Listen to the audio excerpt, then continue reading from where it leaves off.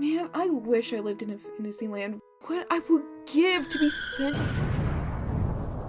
Oh, what the fuck? Hey, have you heard about the awesome hero, Subaru Natsuki? Huh? Oh, you mean the dumbass protagonist from ReZero that can't stop simping for a girl even if his life depended on it?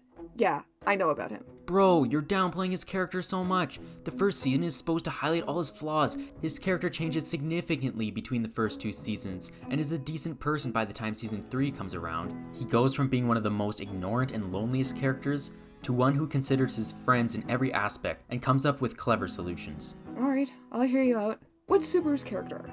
Nah, we gotta explain what ReZero is first. Okay, fine, I guess we can start there.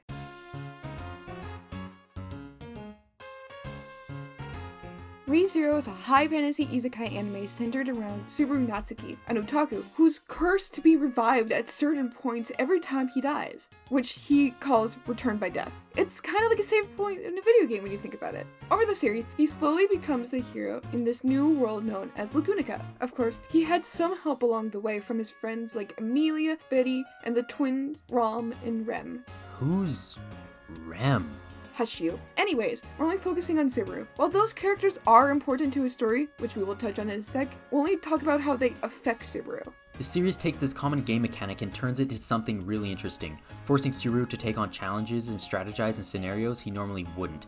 It's a good watch for anyone into fantasy and video games, though if you're sensitive to blood and gore, you might want to sit this one out. Especially with characters like the Bowel Hunter. You know the area is gonna turn red when she's around. Poor Subaru never knew what hit him.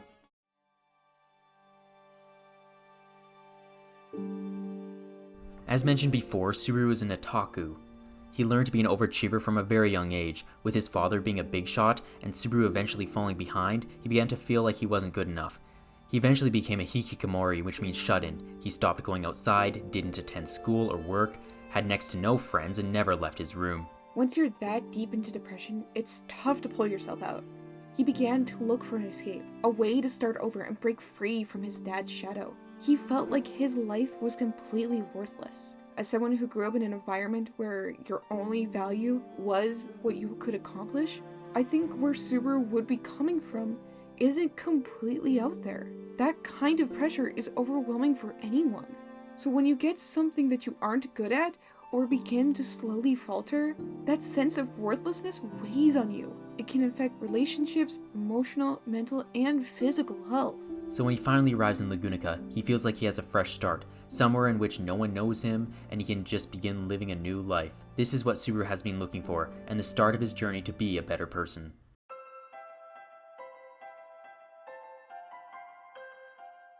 So a huge spoiler warning for the whole series. I mean, we're talking about the main character of the entire show, so spoilers all around are to be expected. As stated in the previous section, Subaru saw his arrival to Lagunica as a way to start over from his otaku hikikomori lifestyle. Realizing that he was just isekai'd, he starts applying knowledge of the genre and tropes to the world. For those unaware of those tropes, we're talking about how often the world and plot will center around the protagonist, a damsel to save that will eventually fall in love with the protagonist, and that the protagonist often already has complete control of their powers. Despite being told and shown several times that he is not the center of this world, this doesn't sink in for Subaru in the slightest. It isn't until he fucks up so bad that it leads to him being kicked out of the political campaign by the love interest he assigned to himself, being of course Amelia. It all worked out thanks to me, didn't it? When your insignia was stolen, I saved you from an insane killer in the loot house. I risked my life for you. All because you were important to me. At the mansion, too. It worked out because of what I did. Without me there, things would have been a whole lot worse. All of it, all of it, all of it. You were saved because I was there for you. Don't you see? You should have a greater debt to me than you could ever repay. Then I'll repay all of them at this moment. By ending this. Bro totally deserved it. The arrogance he has from his isekai knowledge is annoying to say the least. Even if it's a result of his loneliness and depression, thinking you're the world's center and everyone is in your debt is still not an okay mindset to have. Subaru is quickly thrown into a deep pit of self-loathing and despair. Unfortunately for him, he's forced into another challenge. He begins to overuse Return by Death and basically throws his life away to try to get the best future.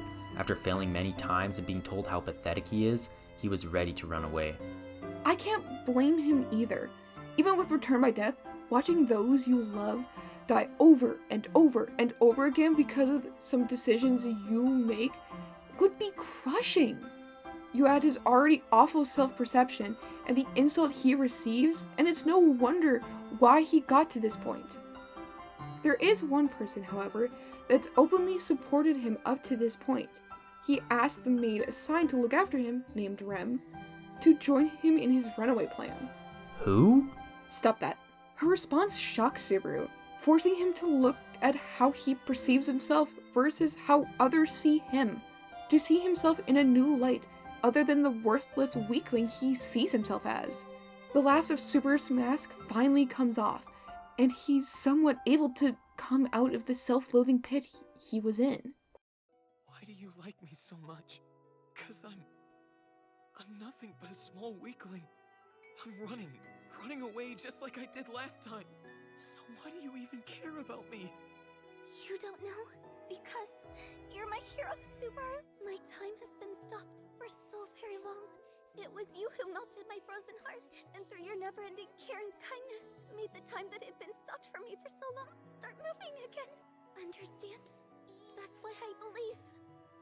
No matter what painful things may happen, even when it looks like you'll go down in flames, when no one else in the entire world believes in you, when you don't even believe in yourself and you think that you can't go on, I will still believe in you.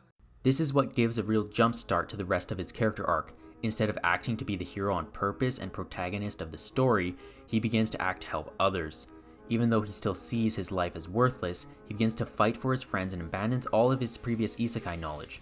This unintentionally ends up making him into a hero and a leader. He's actually able to complete his challenge really easily after this. Even Amelia starts to notice this change in him. She notices how different he acts and the respect he's had for her requests as of late. It's what lets him have a second chance with her, and he ends up joining her political campaign again. Unfortunately, during the challenge, Rem is forced into a comatose state. No matter how many times he died, he's always sent back to a point where it's already too late to save her from this. The feeling of uselessness follows him into his next challenge.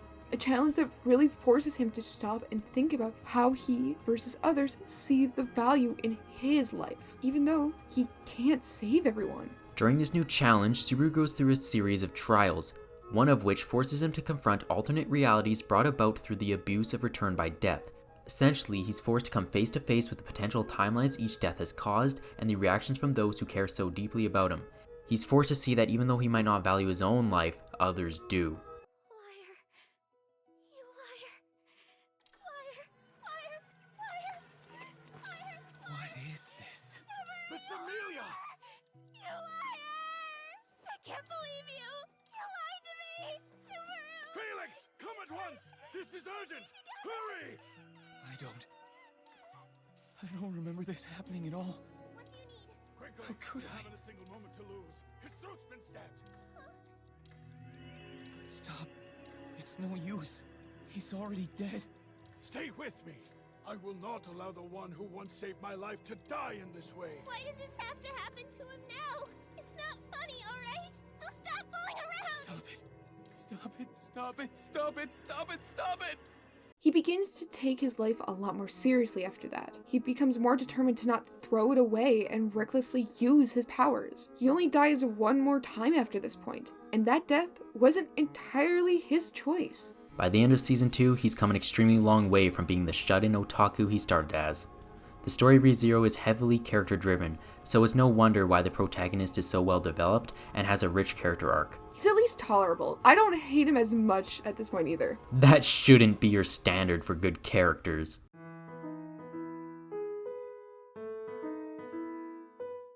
Oh wow, that's crazy. Who knew he had such a deep and rich character arc? Yep, and the show isn't even done. Season 3 is slowly coming out, and there's still a whole lot more challenges for Subaru to face.